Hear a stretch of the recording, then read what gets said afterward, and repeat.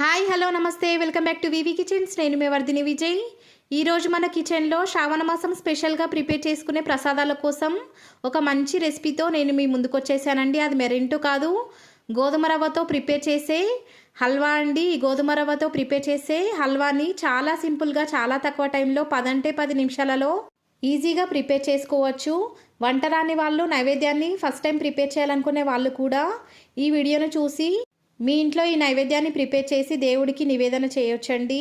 ఈ శ్రావణ మాసంలో వచ్చే ఏ ఫెస్టివల్కైనా కూడా ఈ నైవేద్యాన్ని చాలా సింపుల్గా 10 నిమిషాలలో ప్రిపేర్ చేసేయచ్చండి. ఈ గోధుమ రవ్వ హల్వాని కొన్ని ప్రాంతాలలో లాప్సీ అని కూడా పిలుస్తారు. ఎవరు ఏ పేరుతో పిలిచినప్పటికీ దీని టేస్ట్ మాత్రం చాలా అద్భుతంగా ఉంటుంది. నైవేద్యానికే కాదండి, ఏదైనా స్వీట్ తినాలనిపించినప్పుడు కూడా హెల్దీగా ఈ రెసిపీని ఇంట్లోనే ప్రిపేర్ చేసుకొని తినేయొచ్చండి. షుగర్ పేషెంట్స్ కూడా ఎలాంటి అనుమానం లేకుండా ఈ స్వీట్ని తినేయొచ్చు. ఎందుకంటే దీన్ని ప్రిపేర్ చేయడానికి మనం కేవలం బెల్లాన్ని మాత్రమే యూస్ చేస్తాం కాబట్టి ఎలాంటి ప్రాబ్లం ఉండదండి. మరి ఇంకెందుకు ఆలస్యం, లేట్ చేయకుండా ఈ నైవేద్యం రెసిపీని ప్రిపేర్ చేయడానికి ప్రాసెస్ స్టార్ట్ చేసేద్దామండి. ముందుగా స్టవ్ వెలిగించి ఒక అడుగు మందంగా ఉన్న బౌల్ని పెట్టి దాన్ని వేడి చేసుకున్న తర్వాత దాంట్లోకి 2 టేబుల్ స్పూన్ల దాకా నెయ్యిని వేసి బాగా వేడి చేసుకోవాలి. నెయ్యి బాగా వేడిన తర్వాత మంటను లో ఫ్లేమ్లోకి అడ్జస్ట్ చేసుకొని 1 కప్పు దాకా దొడ్డు రవ్వని యాడ్ చేసుకోవాలండి. కొన్ని ప్రాంతాలలో ఈ రవ్వని డాక్టర్ రవ్వ, గోధుమ రవ్వ అని కూడా పిలుస్తారండి. మనం యాడ్ చేసుకున్నటువంటి రవ్వ మొత్తాన్ని కూడా మంటను లో ఫ్లేమ్లోకి అడ్జస్ట్ చేసుకొని మాత్రమే 2 నుంచి 3 నిమిషాల వరకు వీడియోలో చూపించిన విధంగా ఈ రవ్వ కలర్ అనేది టర్న్ అయ్యేంత వరకు కూడా బాగా ఫ్రై చేసుకున్న తర్వాత ఒక ప్లేట్లోకి తీసుకొని కాసేపు పక్కన ఉంచుకోవాలి. ఇప్పుడు ఇదే బౌల్లోకి ఏ కప్పుతో అయితే మనం రవ్వను కొలుచుకున్నామో అదే కప్పుతో 5 కప్పుల దాకా మంచినీళ్ళని వేసుకొని మంచినీళ్ళని బాగా మరగనివ్వాలండి. వాటర్ బాగా మరుగుతున్న టైంలో ఇప్పుడు మంటను లో ఫ్లేమ్లోకి అడ్జస్ట్ చేసుకొని ఇందాక మనం ఫ్రై చేసి పక్కన ఉంచుకున్నటువంటి గోధుమ రవ్వ మొత్తాన్ని కూడా ఈ వాటర్లోకి వేసుకొని కలుపుకుంటూ 2 నుంచి 3 నిమిషాల పాటు ఈ రవ్వలో ఉన్న వాటర్ మొత్తం డ్రై అయిపోయి రవ్వ మనకు కావాల్సినట్టుగా మెత్తగా ఉడికేంత వరకు కూడా బాగా ఉడికించుకోవాలి. మధ్య మధ్యలో కలుపుకుంటూ ఉండాలండి, లేదంటే ఈ రవ్వ అడుగు తగిలే అవకాశం ఉంటుంది. వాటర్ మొత్తం కూడా డ్రై అయిపోయిన తర్వాత రవ్వ మనకు కావాల్సినట్టుగా బాగా ఉడికిందో లేదో ఒక్కసారి చెక్ చేసుకోవాలి. నాకైతే రవ్వ ఉడకడానికి 5 మినిట్స్ వరకు టైం పట్టిందండి. ఇలా రవ్వ మనకు కావాల్సినట్టుగా బాగా ఉడికిన తర్వాత ఏ కప్పుతో అయితే మనం రవ్వను తీసుకున్నామో అదే కప్పుతో 1/2 కప్పు దాకా పాలను ఈ రవ్వలోకి వేసుకొని పాలు మొత్తాన్ని కూడా ఈ గోధుమ రవ్వతో పాటు బాగా కలిసేలాగా ఒకసారి కలుపుకొని మరొక 2 నిమిషాల పాటు పాలతో పాటు ఈ రవ్వను బాగా ఉడికించుకోవాలండి.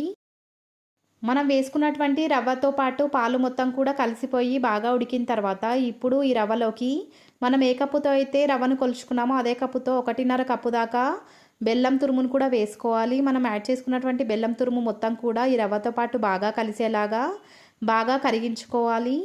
బెల్లాన్ని వేసుకొని 2 నిమిషాల పాటు బాగా కలిపినట్లయితే వీడియోలో చూపించిన విధంగా బెల్లం మొత్తం కూడా బాగా కరిగిపోతుందండి. కరిగిపోయినటువంటి బెల్లంతో పాటు ఈ రవ్వను కూడా 2 నుంచి 3 నిమిషాల పాటు బాగా ఉడికించుకోవాలి.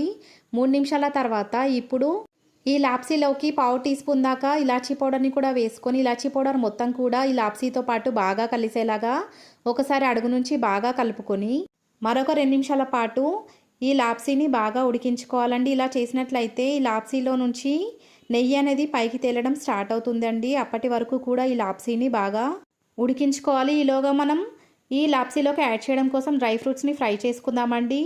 ఒక తడక ప్యాన్ని తీసుకొని దాంట్లోకి 1 టేబుల్ స్పూన్ దాకా నెయ్యిని వేసి వేడి చేసుకున్న తర్వాత దాంట్లోకి కట్ చేసుకున్నటువంటి కాజులను మరికొన్ని కిస్మిస్లను కూడా వేసుకొని రెండింటిని కూడా గోల్డెన్ షేడ్లోకి వచ్చేంత వరకు కూడా మంటను లో ఫ్లేమ్లోకి అడ్జస్ట్ చేసుకొని బాగా ఫ్రై చేసుకోవాలి.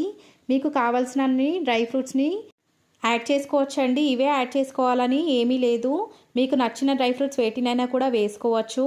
ఇలా ఈ డ్రై ఫ్రూట్స్ బాగా ఫ్రై అయిన తర్వాత ఫ్రై చేసుకున్నటువంటి డ్రై ఫ్రూట్స్ మొత్తాన్ని కూడా ఈ లాప్సీలోకి వేసేసుకోవాలి. మీరు కనుక వీడియోని కరెక్ట్గా అబ్జర్వ్ చేశారంటే ఈ లాప్సీలో నుండి నెయ్యి అనేది పైకి తేలడం మనకు పర్ఫెక్ట్గా అర్థమవుతుందండి. మనం యాడ్ చేసుకున్నటువంటి డ్రై ఫ్రూట్స్ మొత్తాన్ని కూడా ఈ లాప్సీతో పాటు బాగా కలుపుకొని మరొక 2 నిమిషాల పాటు ఈ లాప్సీని అడుగు తగలకుండా కలుపుకుంటూ బాగా ఉడికించుకోవాలి. 2 నిమిషాల తర్వాత స్టవ్ ఆఫ్ చేసేసి దేవుడికి నివేదించవచ్చు.